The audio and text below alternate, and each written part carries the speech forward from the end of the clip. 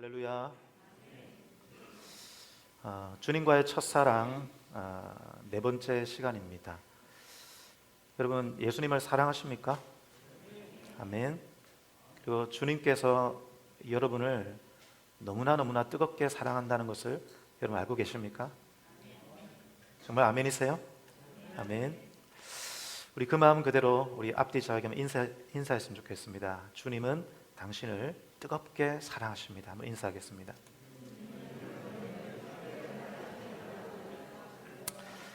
예배 가운데 우리 주님의 사랑이 풍성하기를 축복합니다. 여러분의 인생에도 우리 주님의 넘치는 사랑이, 바다와 같은 사랑이 넘치기를 축복합니다. 우리는 신약 성경을 통해서 예수님과 처음 만난 사람들의 이야기를 나누고 있습니다. 지난번에는 어떤 내용이었습니까? 간음하다가 현장에서 잡혔던 한 여인의 이야기였습니다. 이 여인은 절망의 끝에서 주님을 만났습니다. 여러분, 여러분의 인생에 절망이 있다면, 그리고 내가 어떻게 할 수 없는 그 절망의 끝이 있다면 그곳이 바로 주님을 만나는 장소인 것을 기억하시기 바랍니다. 그 절망의 끝에 주님이 서 계신 것입니다. 내가 아무것도 할 수 없기 때문에 우리는 그때야 비로소 주님을 찾게 되는 것입니다. 오늘 말씀은 다시 베드로 이야기로 돌아옵니다. 오늘 설교 제목은 예수께서 시몬의 집에 들어가시다입니다. 예수님께서 베드로, 시몬의 집에 오셨습니다. 베드로가 예수님을 초청하였는지 아니면 예수님께서 불쑥 찾아오셨는지 알 수 없습니다. 중요한 것은 예수님께서 베드로의 집에 오셨다는 것입니다. 그 집 안으로 들어오셨다는 것이죠. 여러분, 예수님께서 우리 집에 들어오는 것이 중요합니다. 내 마음의 집에 들어오는 것이 중요합니다.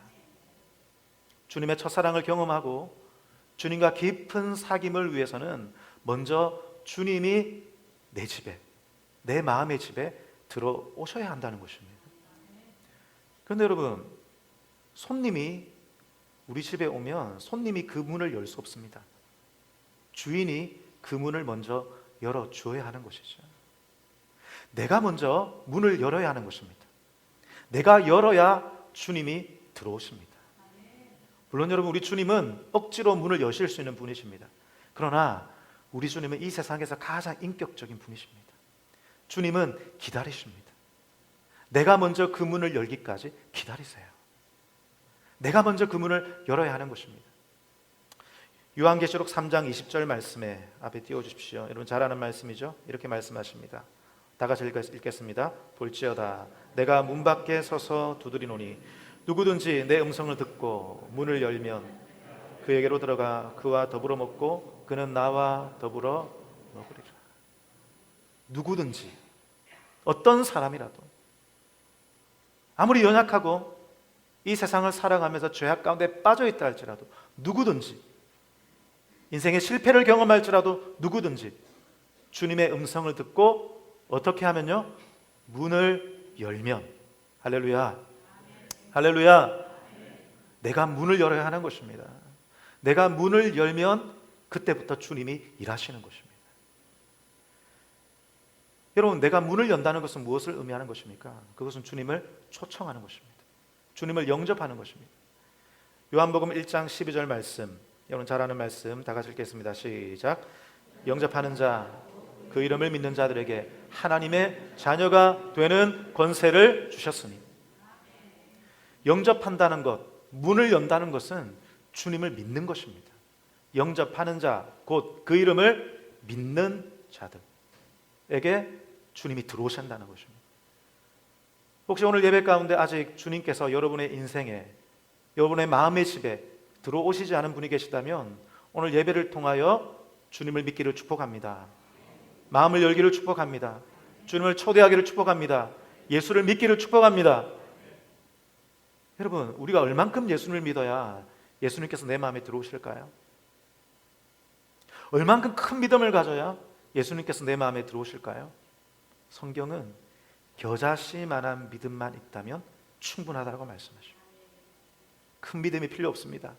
작은 믿음이면, 어떤 믿음입니까? 주님, 나에게는 주님이 필요합니다. 예수님, 나에게는 주님이 필요합니다.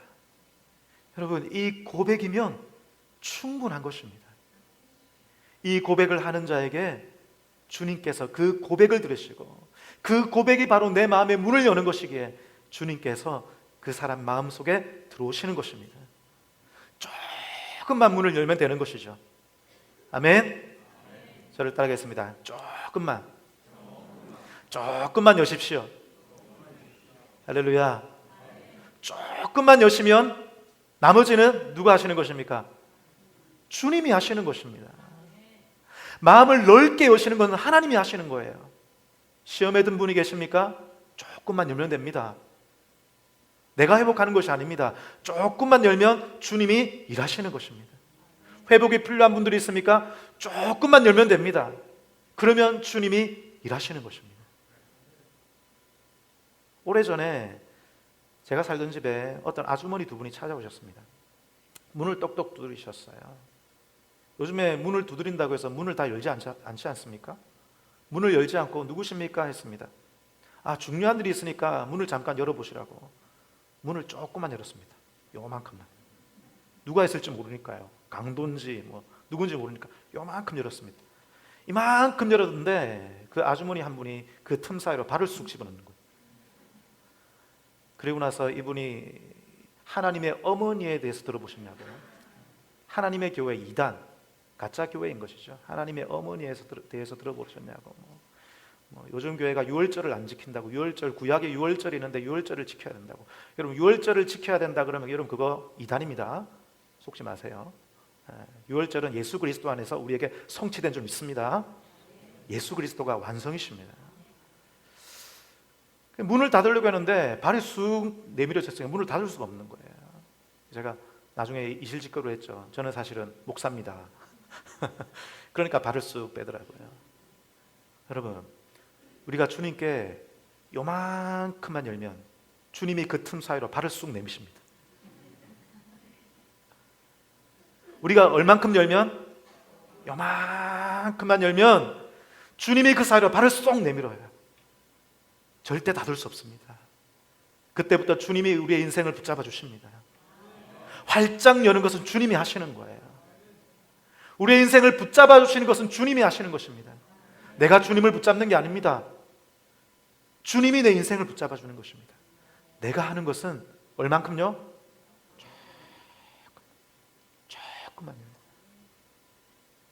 조금만 열면 주님이 역사해 주시는 것입니다. 사랑하는 여러분, 오늘 이 예배 가운데 여러분의 마음의 집에 주님이 찾아오시기를 축복합니다. 그때부터 주님과의 관계가 시작되는 것입니다. 주님과의 교제가 시작되는 것입니다. 그런데 여러분, 물론 우리 주님께서 우리 집에 찾아오시는 것 중요합니다. 그런데 그것으로는 부족합니다. 우리 집에 손님이 옵니다. 나와 친밀함이 없는 분이라면 우리 집에 와서 볼일만 보고 가면 그만입니다. 그러나 친밀한 사귐이 있는 분들은 어떻게 합니까? 우리 집에 와서 차도 마시고 또 어떻게 하죠? 밥도 먹고 또 같이 얘기도 하고. 장로님 뭐라고 하시는지 못 들었습니다. 잠도 자고. 맞습니다, 장로님. 제가 한번 장로님 댁에 가서 잠을 자야 되겠습니다. 잠도 자고 내 집에 있는 방의 곳곳을 다 열어서 구경도 시켜주고 그렇게 하는 것이죠. 이것이 바로 친밀한 사귐인 것입니다. 예수님께서 내 마음에 오셔서 내 마음 곳곳을 돌아다니시는 모든 방을 보시는 것이에요. 여러분, 오늘 말씀에 예수님께서 베드로의 집에 가셨습니다. 그런데 이상한 점이 있습니다. 베드로가 뭔가 숨기고 있는 거예요. 베드로가 예수님께 뭔가 말하지 않고 비밀을 가지고 있는 것입니다. 그것은 베드로의 장모가 열병을 앓고 있다는 것입니다. 분명히 예수님께서 베드로의 집에 오셨습니다. 그리고 예수님은 그 열병을 충분히 고칠 수 있는 분이십니다. 그럼에도 베드로는 어쩐 일인지 이 사실을 숨기고 얘기를 하지 않고 있어요. 그러니까 사람들이 옆에서 답답했는지 오늘 말씀을 보십시오. 30절입니다. 다 같이 읽어볼까요? 30절 시작.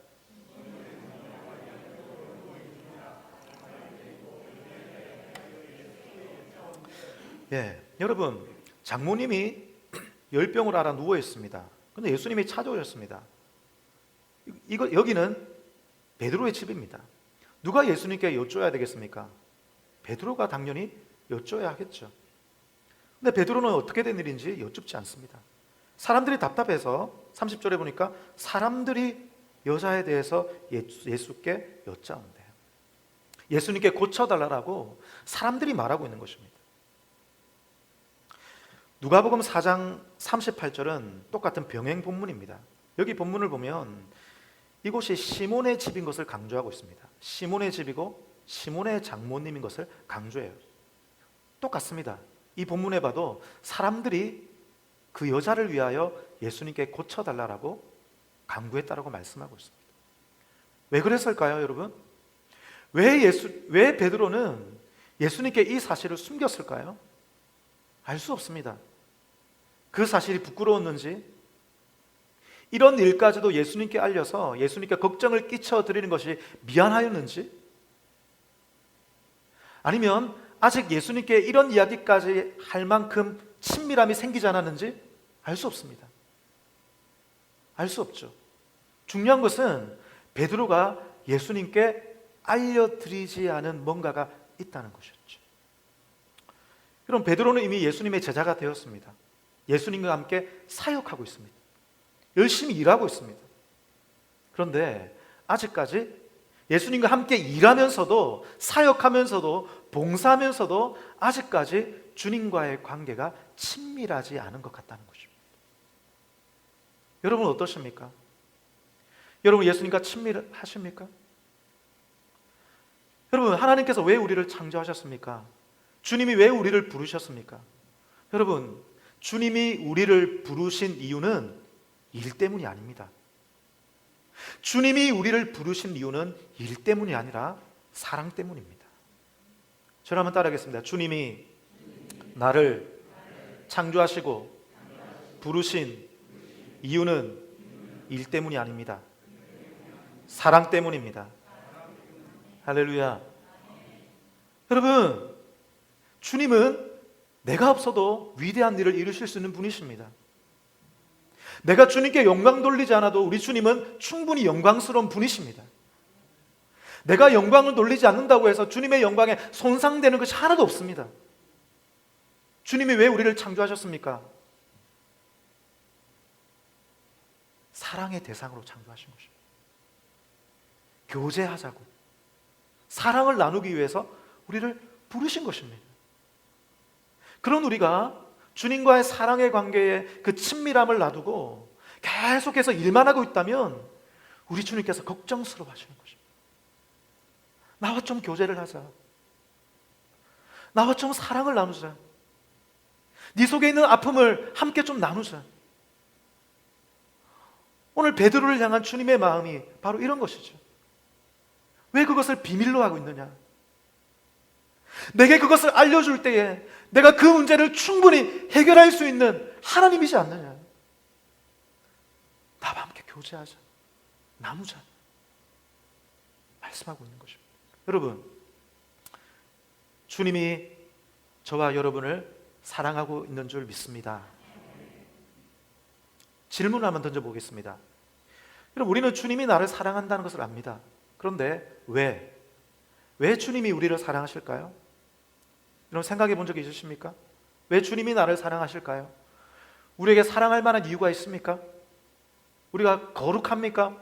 사랑할 만큼, 주님의 사랑을 받은 만큼 의롭습니까? 우리 아닌 것을 알고 있습니다. 그래서 미스테리합니다. 왜 주님이 나를 사랑하실까? 이것이 이해가 안 됩니다. 주님이 나를 사랑하시는 것은 아는데 내 모습 속에 주님의 사랑을 받을 만한 아름다운 모습이 없기 때문에 항상 이 사이에 고민이 생깁니다.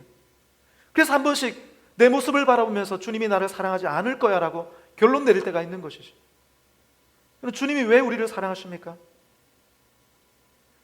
하나님은 우리의 아버지 되시기 때문에 우리를 사랑하실까요? 그럴지도 모릅니다. 분명히 성경은 하나님을 우리의 아버지라고 표현합니다. 그런데 여러분, 이것은 하나의 비유입니다. 주님과 우리의 관계가 여러 가지로, 주님과 우리와의 관계의 그 속성을 여러 가지로 표현할 수 있는데, 그 중에 하나가 아버지와 자녀와의 관계라는 것입니다. 그것은 하나의 비유인 것입니다. 여러분, 아버지라고 해서 자녀를 다 사랑하는 것은 아닙니다. 이 세상에 수많은 자녀들을 보십시오. 때로는 아버지의 사랑을 받지 못하고 어릴 때부터 아버지의 학대를 받아서 오히려 부모님 때문에 상처를 받고 트라우마가 생긴 사람들이 많이 있습니다. 아버지라고 해서 자녀를 사랑하지는 않는 것이죠. 물론 하나님 아버지는 우리를 사랑하시는 분이십니다. 여러분 믿으십니까? 그러나 이것은 하나의 비유인 것입니다. 하나님 우리를 너무나 많이 사랑하시는데 아버지처럼 사랑하신다. 하나의 비유로 하는 것이죠. 그래서 주님이 아버지시기 때문에 우리를 사랑하는 것은 아니에요. 하나의 비유인 것입니다. 여러분, 우리는 하나님의 소유입니다. 여러분 믿으십니까? 우리가 하나님의 소유이기 때문에 하나님 우리를 사랑하실까요? 그런지도 모르겠습니다. 성경은 분명히 그렇게 얘기하고 있으니까요. 우리는 하나님의 소유이기에 주님이 우리를 끝까지 붙드실 것입니다. 그러나 이것 또한 하나님의 비유입니다. 하나님을 우리를 끝까지 사랑하고 붙드시기 때문에 우리를 하나님의 소유라고 하시는 비유로 말씀하고 있는 것이죠. 여러분, 사람들은 자기의 소유를 끝까지 사랑하지 않습니다. 필요하면 붙들고 나중에 쓸모가 없어지면 뱉는 것입니다. 소유라고 해서 끝까지 사랑하는 것은 아니라는 것이죠. 제가 이전에 이런 일이 있었습니다. 부산의 고신대학교 가보면 도서관은 높은 언덕에 도서관이 있는데 도서관 바로 앞에 경사가 한 70m 정도 아주 오르막길이 형성되어 있습니다. 여러분 보신 분은 알 것입니다. 제가 새 핸드폰을 샀었습니다. 여러분 새 핸드폰을 사면 얼마나 애지중지합니까? 필름을 붙이고 케이스를 붙이고 바닥에 놓을 때도 조심스럽게 놓지요. 새 핸드폰을 사서 처음으로 밖에 나간 날이었습니다. 고신대 도서관에 일이 있어서 갔었습니다. 일을 끝내고 도서관에서 나와서 내리막길을 걸어 내려가려고 하는데 핸드폰을 보다가 핸드폰이 손에서 미끄러져 내렸습니다. 엄청난 일이 벌어졌습니다. 그 내리막길 경사에 핸드폰이 구르기 시작하는데 제가 너무 황당해서 그냥 보고만 있을 수밖에 없었습니다. 너무 빠른 속도로 끝까지 내려가는 거예요. 모든 것을 포기하고 내려갔습니다. 내려가서 보니까 아직 기능은 살아있어요. 숨을 쉬고 있었습니다. 그런데 온통 기스가 나 있는 것이죠. 그렇게 애지중지하던 이 새 핸드폰에 대한 애정이 식어버렸습니다. 그때부터는요, 뭐가 중요합니까? 아무 때나 히뜩 던지는 거예요. 여러분, 소유라고 해서 끝까지 사랑하는 것은 아니라는 것이죠. 여러분, 왜 주님이 우리를 사랑하실까요? 왜 주님이 우리를 끝까지 사랑하실까요? 때로는 내 모습이 형편없음에도 불구하고 주님이 왜 나를 사랑하실까요? 그 이유는 주님이 우리를 창조하실 때에 사랑을 위해서 창조하셨기 때문에 그렇습니다. 사랑의 대상으로 창조하셨기 때문입니다. 우리의 태생이 사랑받기 위해 태어난 자들입니다. 여러분은 사랑받기 위해 태어난 자들임을 믿으시기 바랍니다. 여러분의 모습이 어떠하든 상관이 없습니다. 사람은 나를 실망할 수 있습니다. 그러나 우리 주님은 실망하시지 않습니다. 이미 나를 창조하실 때부터 사랑의 대상으로 만드셨기 때문입니다. 주님은 그리하여 우리를 끝까지 사랑하시는 것입니다. 끝까지 붙드시는 것입니다. 할렐루야. 사랑을 위하여 우리를 창조하셨다는 것이죠. 여러분, 우리 주님은, 우리 하나님은 사랑으로 충만하신 분이십니다. 우리 주님의 사랑은 인간의 사랑과는 완전히 다른 것입니다. 여러분 믿으십니까? 우리 하나님의 사랑은 여러분의 상상을 초월합니다. 여러분 가족 간의 사랑으로 하나님의 사랑을 투영하지 마시기 바랍니다. 친구와의 사랑으로 하나님의 사랑을 예측하지 마시기 바랍니다. 부부 간의 사랑으로 하나님의 사랑을 예측하지 마시기 바랍니다. 하나님의 사랑은 그것과 비교할 수 없는 것이에요. 우리는 하나님의 속성 중에 이런 속성을 알고 있습니다. 삼위일체라는 속성이죠. 너무나 어려운 주제입니다. 어떻게 하나님이 세 분이셨다가 한 분이 될 수 있는가? 신학적으로도 설명하기 힘듭니다. 여러분, 이것은 우리의 머리로 이해되지 않습니다. 이것은 차원이 다른 문제입니다. 3차원에 살고 있는 우리가 4차원이나 5차원의 세계를 이해 못하듯이 영적인 세계를 우리는 이해할 수 없습니다. 이해하는 것이 아니라 받아들이는 거예요. 믿는 것입니다. 여러분의 삶에 하나님의 역사가 때로는 이해되지 않습니다. 여러분, 그것이 이해되기 시작하면 그것은 하나님의 역사가 아닙니다. 하나님을 이해하는 분이 아니라 믿는 분인 것입니다. 여러분이 하나님이 이해하려고 한다면 여러분의 머릿속에 이해되는 하나님은 이미 하나님이 아닌 거예요. 여러분 머릿속에 그려낸 하나님인 것입니다. 하나님은 믿는 대상입니다. 받아들이는 대상인 것입니다.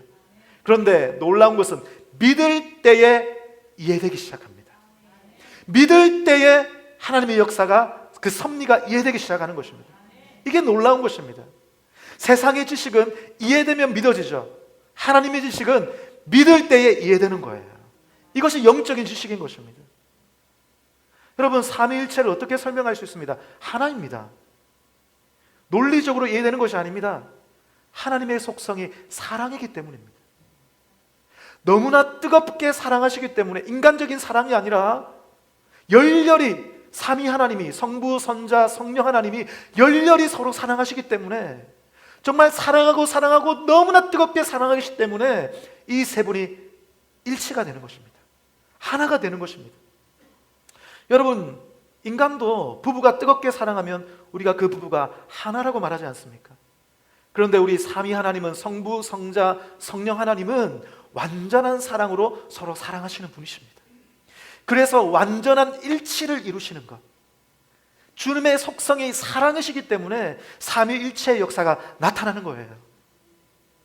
여러분, 이 완전한 사랑으로 우리를 사랑하시는 것입니다. 여러분, 그 주님이 놀라운 것은 그 사랑할 대상으로 우리를 창조하셨다는 것입니다. 그래서 그 사랑으로, 완전한 사랑으로 우리를 사랑하기를 원하세요. 그냥 사랑이 아닙니다. 사랑하고 더 사랑하기를 원하십니다. 채워주고 더 채워주기를 원하십니다. 열렬한 사랑이 우리 주님의 사랑인 것입니다. 여러분, 주님은 우리를 일을 위하여 창조하지 않으셨습니다. 우리가 일하지 않아도 하나님은 영광 받으실 하나님이십니다. 사람의 제일 되는 목적이 무엇입니까? 하나님을 영화롭게 하고 영원토록 그를 즐거워하는 것입니다.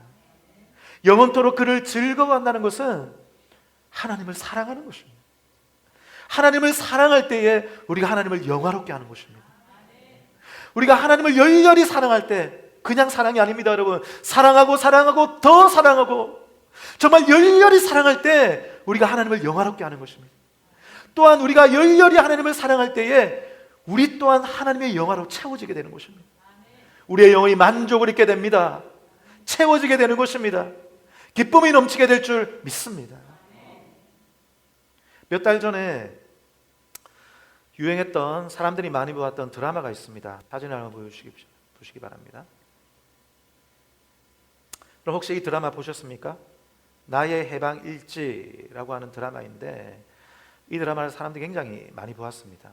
이 드라마 초반부에 여자 주인공이 남자 주인공에게 인생의 소망을 잃어버리고 살아갈 이유를 잃어버리고 막 술만 마시고 있는 이 남자 배우에게 이렇게 말을 합니다. 낮술을 마시는 것은, 낮부터 술을 마시는 건 지옥과 같은 거예요. 술을 말고 나를 추앙해요. 다음 장면 보십시오. 나를 추앙해요 라고 말합니다. 나를 추앙해요. 여러분, 나를 추앙해요 라고는 이 단어가 사람들이 잘 쓰지 않는 단어입니다. 그래서 이 드라마를 보았던 사람들이 이 단어가 도대체 무슨 뜻인가 혼란에 빠졌습니다. 나를 추앙해요. 작가가 도대체 어떤 의도로 얘기를 했는지, 사람들이 평소에 쓰지 않는 단어이기 때문입니다. 근데 여러분, 이 추앙하다는 단어는 예배한다는 단어입니다. 여러분, 이 드라마 작가는 크리스찬입니다. 여러분, 이 드라마는 소재가 기독교적인 것이 아닙니다. 그런데 이 드라마 안에 복음을 집어넣어 놓았습니다. 하나님의 사랑을 집어넣어 놓았습니다. 이 드라마에 나오는 이 여주인공이 가상의 어떤 인물을 생각하면서 계속 그 인물과 가상의 사람과 대화를 하는 장면이 나옵니다. 마치 우리가 성령님과 함께 교제하는 것처럼 그런 것을 집어넣어 놨습니다. 추앙한다라고 하는 단어의 뜻이 뭐냐면 높이 받들어 우러러 본다는 것입니다. 높이 받들어 우러러 본다. 누군가를 열렬히 사랑한다는 것입니다. 여러분, 이 드라마에 나오는 인물들은 모두 인생의 탈출을 꿈꿉니다. 인생이 답답합니다. 어딘가에 갇혀있는 느낌을 받습니다. 뭔가 아무것도 할 수 없는 답답함이 있다는 것입니다. 그런데 이 드라마에서는 말하는 것이 뭐냐면 우리 인생에 있는 이 갑갑함은 사랑의 결핍 때문에 생겼다는 것입니다. 부모의 사랑을 충분히 받지 못했기 때문에, 직장에서 일을 하고 있지만 동료들의 사랑을 충분히 받지 못했기 때문에, 심지어 사랑하는 애인으로부터, 사랑하는 가족으로부터 충분한 사랑을 받지 못했기 때문에 우리의 마음에 이 답답함이 생겼다는 것입니다. 이 답답함으로부터, 이 인간의 이 갇혀있는 이 상태로부터 어떻게 탈출할 수 있느냐, 해방할 수 있느냐, 그것은 우리가 누군가를 열렬히 사랑하는 것, 누군가를 열렬히 추앙하는 것, 그때에 그 마음이 채워진다라고 이 드라마가 메시지를 던지고 있는 것입니다. 여러분, 우리 하나님을, 나를 창조하시고 사랑의 대상으로 만드신 우리 하나님을 여러분 추앙하십시오. 열렬히 사랑하십시오. 그냥 사랑으로는 안 됩니다. 뜨겁게 사랑하십시오. 더 사랑하십시오. 사랑하고 온전히 사랑하십시오. 그때에 여러분의 마음이 체험을 잊게 될 것입니다. 세상 사람들은 알 수 없는 그 엄청난 체험을 우리는 잊게 될 것입니다.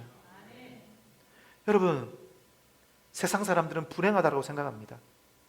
그런데 여러분, 가만히 생각해 보면 불행할 만한 이유가 없습니다. 요즘 사람들을 보십시오. 모든 것을 다 갖추고 있습니다. 그런데도 모든 것을 갖추고 있지만 행복을 느끼지 못하고 있습니다. 사랑의 결핍 때문입니다. 사랑의 결핍 때문인 것이죠. 그러므로 여러분, 성도는 열렬히 주님을 사랑하셔야 됩니다. 뜨겁게 주님을 사랑하셔야 됩니다.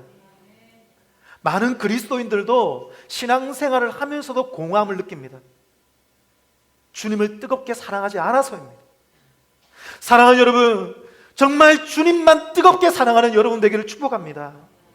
그냥 사랑이 아니라 사랑하고 더 사랑하고 세상 그 어느 것보다 사랑할 수 있는 여러분 되기를 축복합니다. 그때에 우리를 뜨겁게 사랑하시는 그 사랑이 여러분의 마음을 채우게 될 것입니다. 여러분이 만족을 얻게 될 것입니다. 여러분의 영혼이 기쁨을 되찾게 될 줄 믿습니다. 여러분, 이것이 우리 주님의 놀라운 사랑의 것입니다. 여러분, 주님을 뜨겁게 사랑하는 것, 추앙하는 것, 사랑하고 더 사랑하는 것, 이것을 다른 말로 하면 첫사랑입니다. 첫사랑입니다. 여러분, 주님과의 첫사랑이 회복되는 여러분 되기를 축복합니다. 여러분, 주님과의 첫사랑이란 우리가 주님을 처음 만났을 때의 사랑만을 의미하지 않습니다.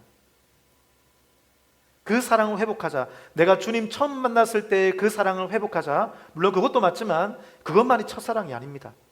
여러분, 첫사랑이란 우리 주님이 나에게 첫 번째 사랑이 되는 것입니다. 저를 따라하겠습니다. 주님이 나에게 첫 번째 사랑이 되시는 것. 할렐루야. 이 사랑을 회복하는 저와 여러분 되기를 축복합니다. 그것입니다. 세상 그 어느 것보다 주님이 나에게 가장 큰 사랑이 되는 것, 사랑하고 더 사랑하여 예배드리는 것, 열렬히 추앙하는 것, 뜨겁게 사랑하는 것, 이것이 바로 주님과의 첫사랑인 것이죠. 이번 7월 달에 이 사랑이 회복되기를 축복합니다. 성도는 그때의 행복을 찾게 되는 것입니다. 여러분, 하나님은 이런 사랑으로 우리를 초대하셨습니다. 이런 사랑을 위해서 우리를 창조하셨다는 것이죠. 그래서 우리에게는 주님과의 사귐이 필요합니다. 여러분, 주님과의 사귐에서 중요한 것은 뭐냐면 비밀이 없는 상태입니다. 오늘 베드로는 주님께 무언가를 숨겨두었습니다. 비밀이 있다는 것이죠. 여러분, 주님과 깊은 사귐으로 나아가려면, 주님과 더욱더 뜨겁게 사랑하는 관계 속에 들어가려면 비밀이 없어야 됩니다. 비밀이 없음에도 불구하고 안전한 관계, 그것이 주님과의 우리와의 관계인 것이죠. 여러분, 사람들은 불안합니다. 내 비밀을 알릴 때에 불안하죠. 안전한 관계가 아니라는 것이죠. 여러분, 그 관계를 우리 하나님께 투영하지 마시기 바랍니다. 사소한 문제부터 여러분의 은밀한 비밀까지 우리 주님께 다 알려드릴 수 있는 우리가 되어야 하는 것입니다. 그럴 때에 주님과의 깊은 사귐으로 들어가게 되는 것이죠. 사진을 하나 보여주시기 바랍니다. 여러분, 내 마음 그리스도의 집이라고 하는 아주 유명한 책입니다. 아주 좋은 신앙 서적이죠. 이 서적을 보고 많은 분들이 자기의 마음속에 그리스도를 영접했습니다. 그리고 주님과 살아가는 것이 무엇인지 이해하게 되었습니다. 이 책에 보면 주인공이 자기의 집에 예수님을 초대합니다. 자신의 집에 예수님을 초대하는 것으로 끝나지 않죠. 자기의 집 안에 있는 여러 방들을 예수님께 열어 보이고 있습니다. 숨김없이 열어 보이고 있죠. 서재와 주방과 작업실과 또 오락실과 거실과 모든 방들을 예수님께 오픈하고 있는 것입니다. 숨김없이 비밀 없이 열어드리고 있는 것이죠. 그때에 주님께서 그 방으로 들어가셔서 그 방에 대한 통제권을 갖기 시작하십니다. 그리고 주님께서 그 방에 대한 통제권을 가지기 시작할 때에 그의 삶이 회복될 수 있다는 것입니다. 여러분, 여러분의 문제, 그 문제가 있는 방의 문을 주님께 열어드리기 바랍니다. 그 문제에 대한 통제권을 주님이 가지셔야 합니다. 주님께 비밀이 은밀히 하지 말아야 된다는 것입니다. 주님이 통제권을 가질 때에 그 문제가 하나님 주시는 평강으로, 회복으로 바뀌게 된다는 것이죠. 여러분, 이 주인공이 많은 방을 열어드렸습니다. 그런데 방 하나를 남겨두었습니다. 그것은 벽장이었습니다. 그 벽장은 은밀한 곳이었습니다. 더러운 것이 가득했습니다. 악취가 나는 곳이었습니다. 너무 많은 악취가 나서 이 주인공도 열어보지 않는 곳이었습니다. 너무나 부끄러운 곳이고 악취가 많이 나기 때문에 주님께 열어놓지 않은 벽장이 있었다는 것이죠. 여러분, 이 벽장은 이 주인공의 상처와 아픔과 실망감과 여러 가지 트라우마와 인생을 살아오면서 있었던 모든 부정적인 감정이 그 안에 있는 방이었습니다. 이 사람은 그 벽장을 열어주기를 주저하는 것이죠. 여러분, 혹시 여러분 안에 있는 그 상처와 또 아픔과 실망감과 절망감을 여러분의 마음의 은밀한 곳에 벽장 속에 숨겨두고 하나님과 교제하고 있다면 여러분과 하나님의 교제는 깊이 있게 들어가지 못할 것입니다. 벽장을 열어드려야 한다는 것이죠. 여러분, 벽장을 열어드리는 여러분 되기를 축복합니다. 이 사람이 결국은 벽장을 열어드립니다. 악취나는 은밀한 그 벽장을 열어드릴 때에 주님께서 오셔서 그 상처에 대한 통제권도 가지기 시작하시는 것입니다. 결국은 마지막에는 이 주인공이 어떻게 하시는 줄 아십니까? 집 문서까지 주님께 드립니다. 이 집에 대한 명의 이전을 주님께 드리는 것이죠. 그리하여 비로소 내 마음이 그리스도의 집이 된 것입니다. 사랑하는 여러분, 우리 주님께 여러분의 마음의 모든 것을 주님께 드리는 우리가 되기를 소원합니다. 특별히 여러분의 벽장을 열어드려야 됩니다. 사람들마다 주님께 열어드리지 않는 벽장이 하나씩 있습니다. 그 안에는 온갖 상처와 온갖 아픔과 때로는 하나님에 대한 실망감, 하나님을 향한 원망하는 마음까지도 그 벽장에 넣어두었습니다. 마치 베드로가 모든 것을 주님께 오픈했지만 이 하나는 주님께 오픈하지 않은 것처럼 우리에게도 벽장이 하나 있다는 것입니다. 여러분, 이 벽장을 주님께 열어드려야 하는 것입니다. 여러분의 상처와 하나님을 향한 실망감까지도 주님이 통제권을 가지셔야 하는 것입니다. 그리하여야 주님과의 깊은 관계로 주님과의 사랑의 관계로 들어갈 수 있다는 것입니다. 여러분, 저는 한 10년쯤 전에 부산에 있는 모 미션스쿨에 교목으로 있었습니다. 그 학교에서 하나님 저를 부르셨기 때문에 열심히 사역했습니다. 많은 열매가 있었습니다. 학생들도 저를 굉장히 좋아해 주었습니다. 학생들이 제가 있는 교회에 가고 싶어 했기 때문에 저는 교회까지도 옮겼습니다. 그 학교 근처에 있는 교회로 옮겼고, 많은 학생들이 제가 있는 교회로 오고 싶어서, 불신자들이죠, 제가 있는 교회로 오고 싶어서 제가 옮긴 교회로 많은 학생들이 왔습니다. 교회도 부흥했고 그 학교도 부흥했습니다. 수요 예배 때 믿지 않은 아이들이 많이 왔습니다. 그런데 사건이 하나 벌어졌습니다. 저와 아무런 상의 없이 재단에서 제가 다니던 학교에서 저를 다른 곳으로 발령을 해버렸습니다. 다른 학교로 보내버린 것입니다. 이해가 되지 않았습니다. 나중에 알게 되었습니다. 그 알게 된 이유가 뭐냐면, 제가 있던 자리가 전교사 TO가 있는 자리였습니다. 조금 있으면 제가 전교사가 되는 자리였어요. 그런데 어떤 목사님이 그 재단 이사장과 재단 관계자들에게 이걸 한 거예요. 이걸 해서 제가 있던 자리에 그 사람이 오게 되었고, 저는 다른 곳으로 보내버린 것입니다. 여러분, 저는 종교사에 대한 꿈이 없습니다. 그것은 저에게 아무런 타격이 되지 않았습니다. 그런데 제 안에 일어난 분노는 뭐냐면, 이곳은 사역지이지 않습니까? 선교지이지 않습니까? 열심히 일구어서 이제 뭔가 열심히 해볼 만할 때에, 이제 열매를 볼 만할 때에 사역과 복음과 전혀 상관없이 인간적인 논리로 자기의 자리를 위해서 그냥 옮겨버렸다는 것, 이것 때문에 제 안에 굉장히 분노가 일어났습니다. 제가 쫓겨난 자리에 가보니까 교목실을 폐쇄해 놨습니다. 그리고 컴퓨터실에 제일 끄트머리에 책상을 하나 놔두었습니다. 그리고 교무실에 빈자리 하나가 있었는데 거기에 앉으라는 것이에요. 교목에게 이런 취급을 하기 시작했습니다. 그러니까 무슨 말입니까? 나가라는 말이죠. 6개월 동안 이 상황이 지속되었습니다. 제 안에 분노가 일어났습니다. 학교에 갈 때마다 너무나 부끄러운 거예요. 제 안에 분노가 일어났습니다. 처음에는 사람들을 향한 분노였습니다.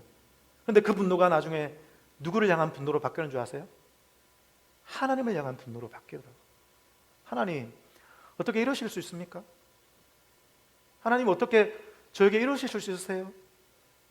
저는 하나님을 위해서 살기 위해서 이곳에 왔고 교회까지 옮겼는데, 잘 되고 있었는데 하나님 어떻게 이러실 수 있습니까? 제 안에 하나님에 대한 원망, 하나님에 대한 상실감이 생기기 시작했어요. 하나님께 화가 났습니다. 그런데 여러분, 많은 성도들이 오해하고 있는 것이 한 가지 있습니다. 그것은 뭐냐면, 우리의 삶에 있는 많은 고난들이, 대부분의 고난들이 하나님께로부터 왔다라고 하는 착각입니다. 여러분, 여러분의 삶에 일어나는 많은 고난들이 있지 않습니까? 고난들의 대부분은 하나님께서 주신 것이 아닙니다. 여러분, 기억하셔야 됩니다. 내 삶에 일어나는 많은 고난, 대부분의 고난들은 하나님이 주신 것이 아니라 내 주변에 있는 사람들의 죄 때문에 생겨난 것입니다. 사람들의 실수, 사람들의 죄, 사람들의 실패, 어떠한 사람들의 잘못된 결정 때문에 내 삶에 고난이 온 것이지, 하나님이 직접적으로 내 삶에 고난을 주신 것이 아니라는 것입니다. 믿으십니까? 때때로 특별한 경우에 하나님께서 직접 고난을 주실 때가 있습니다. 그런데 여러분, 그것은 아주 극소수입니다. 대부분의 경우는 인간의 죄 때문입니다. 인간의 잘못 때문에 우리에게 고통이 온 것입니다. 아담과 하와의 죄 때문에 인간에게 고통이 들어온 것과 같습니다. 그러나 여러분, 우리 주님은 그 고통에서 우리를 건져내시는 분이십니다. 그래서 우리에게 예수님이 필요한 것입니다. 여러분, 고난은 주님이 주신 것이 아닙니다. 대부분의 고난은 사람이 준 것입니다. 그러나 우리 주님은 우리를 고난에서 건져주시는 분인 줄 믿습니다. 그래서 우리에게 예수님이 필요한 것입니다. 우리에게는 예수님이 필요한 것이죠. 예수님이 우리를 그 고통에서 건져주시기 때문인 것입니다. 더 놀라운 것이 무엇인 줄 아십니까? 더 놀라운 것은, 사람이 나에게 고난을 주었지만 하나님은 그 고난까지도 섭리하셔서 합력하여 우리를 위한 유익으로 바꾸어 버리신다는 것입니다. 할렐루야! 할렐루야! 우리 하나님은 그런 분이십니다. 비록 저 사람 때문에 나에게 고난이 왔지만 하나님은 그 고난까지도 합력하여 나를 위한 선으로 유익으로 바꾸어 버리시는 좋으신 하나님이라는 것이죠. 로마서 8장 28절, 우리가 알거니와 하나님을 사랑하는 자 곧 그의 뜻대로 부르심을 입은 자들에게는 모든 것이 합력하여 무엇을 이루느니라? 선을 이루느니라. 여러분, 저는 하나님이 원망스러웠습니다. 이 이해함이 없었습니다. 하나님이 너무나 원망스럽습니다. 그러나 목사가 하나님을 원망하면 되겠습니까? 안 되죠. 제가 가지고 있는 신앙의 어떤 미치 때문에 하나님을 도저히 원망할 수 없었습니다. 그래서 저는 그 감정을 벽장 속에 넣어두었습니다. 하나님께 실망한 마음, 하나님을 원망하는 마음, 하나님께 분노하는 마음을 감히 하나님께 드리지 못하고 벽장 속에 넣어두었습니다. 그러나 이 감정, 숨기고 있는 이 감정 때문에 저는 하나님을 더 이상 사랑할 수가 없었습니다. 열렬히 사랑할 수 없었습니다. 하나님을 사랑하고 있지만 더 사랑할 수 없었습니다. 여러분, 더 이상 하나님을 추앙할 수 없었습니다. 그러니까 제 안에 기쁨이 사라졌습니다. 예배가 사라졌습니다. 예배의 자리에는 있죠. 그러나 예배가 사라졌습니다. 기도의 자리는 왔습니다. 그러나 입술이 열리지 않습니다. 기도가 되지 않는 것이에요. 제 나름대로 노력했습니다. 기도하려고 노력했습니다. 그런데 입술이 열리지 않습니다. 얼마나 노력했는지 모릅니다. 기도가 안 되니까 기도문을 적었습니다. 성경을 보았는데 묵상이 안 되니까 그냥 성경만 읽었습니다. 노력했지만, 노력하고 있었지만 하나님 관계가 회복되지 않는 것이었습니다. 이 시간들이 6개월 넘게 지속이 되었습니다. 그리고 저는 학교를 그만두었고 예수전도단에 사는 DTS라고 하는 훈련을 가게 되었습니다. 그곳에 갔을 때 하나님께 제 마음을 만지시기 시작하셨습니다. 주님께서 저에게 첫 번째 하신 말씀이 뭐냐면 내가 너를 사랑한다는 것이었습니다. 내가 너를 사랑한다. 일을 위해서 내가 너를 창조한 것이 아니라 사랑을 위하여 내가 너를 창조했다라고 말씀하십니다. 끊임없이 이 말씀을 주셨습니다. 예배를 드리면 내가 너를 사랑한다. 말씀을 들으면 내가 너를 사랑한다. 혼자 기도를 해도 내가 너를 사랑한다. 6개월 동안 훈련 기간이었는데 지속적으로 내가 너를 사랑한다는 말씀이었습니다. 사랑한다는 말씀이었습니다. 그리고 저에게 이 이해함이 생기기 시작했습니다. 이 고난은 하나님이 주신 것이 아니라 저 사람의 죄 때문에 이 고난이 생겼다는 것. 그리고 더 놀라운 것은 나의 고난의 순간에 한 번도 주님께서 나를 혼자 두지 않으셨다는 것입니다. 그곳에 주님이 함께하고 계셨다는 것입니다. 그 어두운 터널을 지나가는 동안 주님 한 번도 내 손을 놓지 않으셨다는 것입니다. 십자가에 피 묻은 손으로 내 손을 잡고 계셨다는 것을 알게 되었습니다. 저는 벽장을 열었습니다. 벽장을 열어서 꽁꽁 숨겨놓았던 하나님에 대한 실망감과 하나님에 대한 그 화난 마음을 하나님께 올려드렸습니다. 그리했을 때 하나님의 십자가 사랑이 저의 마음을 치유하기 시작했습니다. 그리하여 저는 고백하게 되었습니다. 예, 주님, 그 순간에 나와 함께 하셨던 하나님을 찬양합니다. 나를 홀로 두지 않으셨던 그 하나님을 찬양합니다. 나를 알고 이기게 하신 하나님을 찬양합니다. 그리고 이 모든 것을 결국은 선으로 나를 위한 유익으로 바꾸신 하나님을 찬양합니다.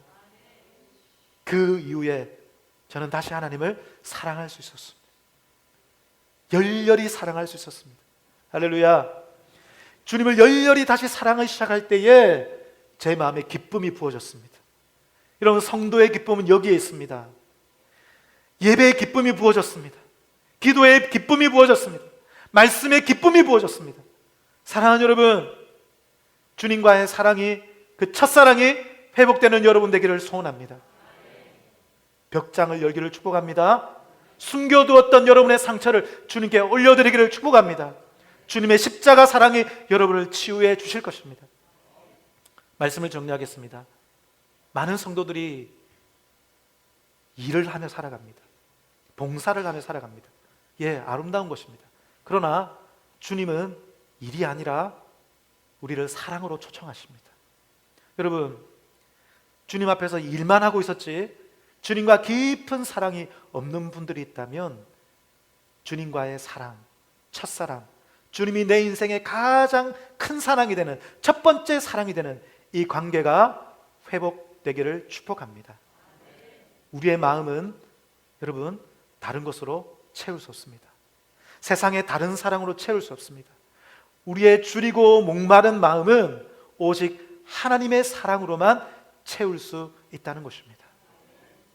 이 세상의 다른 것이 아니라 오직 하나님의 사랑으로 주님을 열렬히 사랑하고 또한 주님의 열렬히 사랑하시는 그 사랑을 경험하여 여러분의 마음이 온전히, 여러분의 줄이고 목마른 마음이 온전히 채워지게 되는 저와 여러분 되기를 오늘 말씀으로 부탁드립니다. 하나님,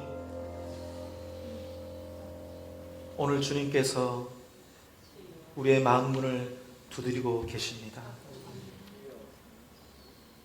아직 내 마음에 그리스도가 없는 분이 있다면 내 문을 두드리시는 주님의 사랑의 음성을 듣게 하여 주옵시고, 많이 열 필요가 없으나 믿음으로 나는 주님이 필요합니다.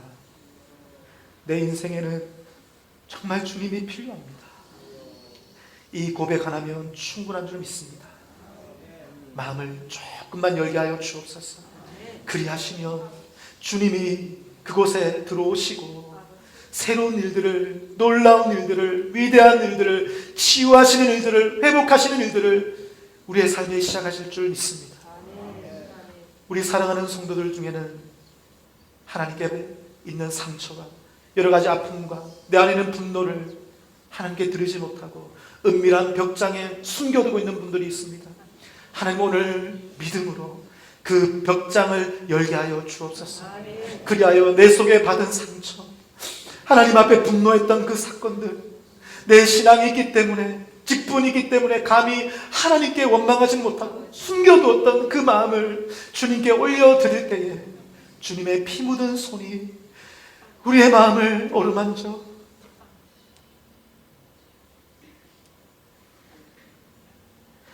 사람이 치유할 수 없는 우리의 아픔과 그 상처를 주님이 치유하시는 하나님, 그 놀라운 사랑을 경험하게 하여 주옵소서. 하나님, 우리가 고통스러운 순간에 주님이 그 자리에 함께 계셨음을 믿습니다. 하나님, 한 번도 나를 떠나지 않으셨음을 믿습니다. 지금도 나의 고난과 고통 속에 주님께서 내 손을 잡고 지나고 계심을 믿습니다. 이 고난이 결국은 나를 향한 성과 유익으로 바뀌게 될 줄 믿습니다. 하나님 아버지, 하나님과 뜨겁게 사랑하는 그 사랑이 시작되게 하여 주옵소서. 열렬히 사랑하게 하여 주옵소서. 첫사랑이 회복되게 하여 주옵소서. 세상 그 어느 것보다 하나님을 사랑하게 하여 주옵소서. 그럴 때에 우리의 영혼, 우리의 결핍을 채우시는 하나님의 뜨거운 사랑이 우리의 심령을 채우게 하여 주옵소서. 오늘 예배를 드리며 하나님께 사랑을 올려드리며 귀한 물질을 주님께 올려드립니다. 하나님, 이 물질을 받아 주옵소서. 11조와 여러 가지 감사의 제목과 또 장학구제 헌금, 성교 헌금, 또 겨자씨와 맥주 감사 헌금으로, 생일 감사 헌금으로 주님께 올려드렸습니다. 하나님, 이 헌금이 쓰여지는 곳마다 주 예수 그리스도의 치유의 역사가 나타나게 하여 주옵시고, 문을 열고 그 마음을 통제하시고 다스리시는 주님의 다스림이 나타나게 하여 주옵소서. 드린 손길 위에 축복하여 주옵시고 그 가정과 생업과 자녀 위에 놀라운 복으로 갚아 주옵소서. 살아계신 주 예수 그리스도의 이름으로 기도하옵나이다. 아멘. 주 예수 그리스도의 은혜와 하나님의 사랑과 성령의 교통하시니 이제 주님을 내 마음에 초청하고 내 마음속에 있는 은밀한 벽장을 열어 주님의 치유를 경험하고 주님과 놀라운 사랑으로 그 첫사랑이 회복되기를 원하는 이 자리에 고개 숙인 사랑하는 주의 백성들과 그 가정과 기업과 자녀 위에, 사랑하는 마산 회원교회 위에 지금부터 영원토록 함께 있을지어다. 아멘.